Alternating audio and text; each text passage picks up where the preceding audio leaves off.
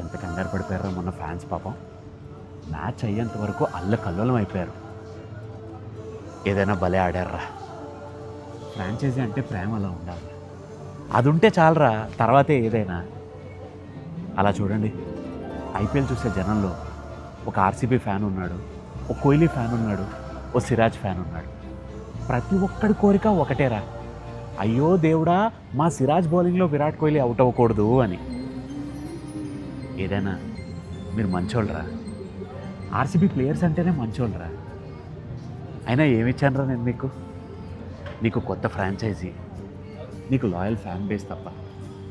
ఇదిగో ఈ ఐపీఎల్ వరకే నువ్వు గుజరాత్ టైటన్స్, నువ్వు ఆర్సీబీ. ఈ ఐపీఎల్ అయిపోగానే మనమంతా ఇండియన్ టీమ్ రా. ఓకే, ఇది గుర్తుపెట్టుకోండి.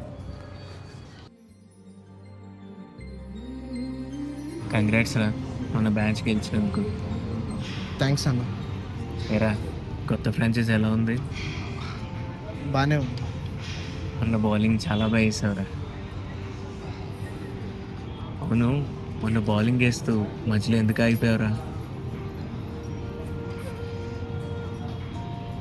నీకు బౌలింగ్ వేయడం నా వల్ల కావట్లేదన్నా.